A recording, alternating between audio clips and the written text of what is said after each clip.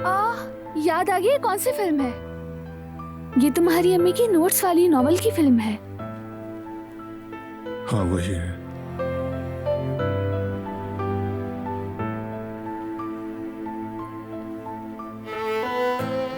तुम कंफर्टेबल हो?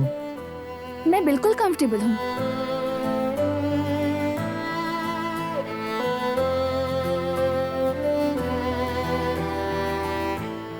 तुमसे कुछ पूछ सकती हूँ मैं?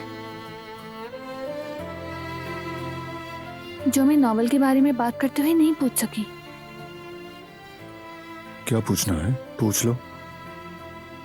तुम्हें क्या लगता है कि एक मोहब्बत की फिल्म है या फिर जंग की? जाहिर है लव स्टोरी है।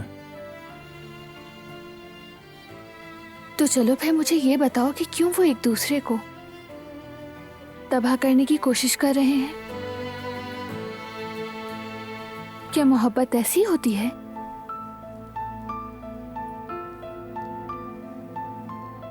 जब सब लोग एक घर में अपनी मर्जी से रह सकते हैं,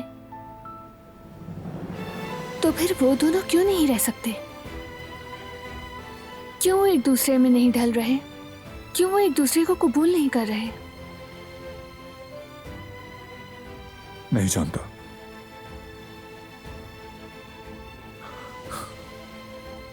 शायद अपनी अना की वजह से।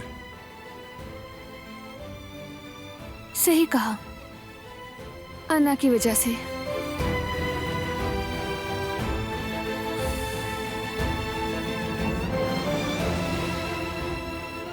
काश वो समझ पाते कि वो एक दूसरे को कैसे मुकम्मल करते हैं।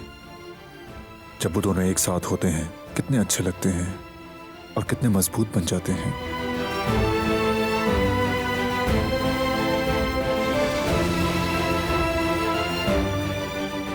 काश कोई उन्हें ये सब बता देता कि वो अपनी अना की वजह से अपनी मोहब्बत को खत्म कर रहे हैं। ठीक कहा। अफसोस है। जैसा कि अम्मी ने उस नॉवेल वाली किताब पर लिखा था, बहुत सी मोहब्बतें अना की वजह से खत्म हो चुकी हैं। इंसान इस गम को कैसे बर्दाश्त करे? मोहब्बत के असर को कबूल करना चाहिए, कुछ भी उसके सामने नहीं आना चाहिए।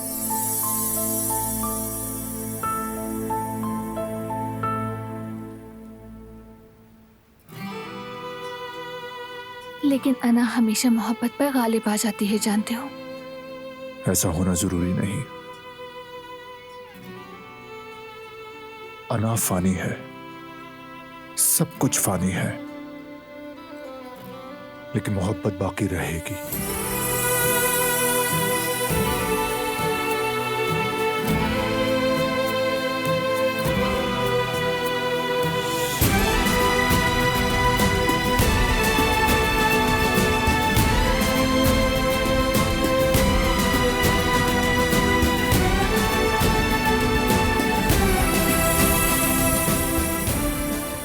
माफ करना, तुम लो।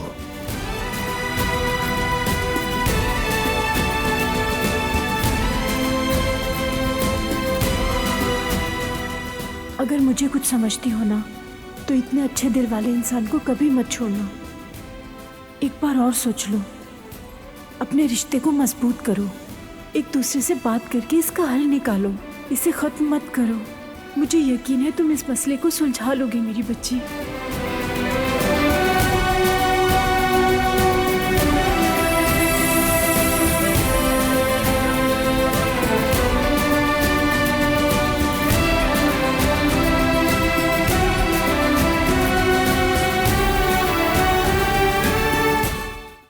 वो कहानियाँ अधूरी जो न हो सकेगी पूरी, उन्हें मैं भी क्यों सुनाऊं, उन्हें तुम भी क्यों सुनाओ।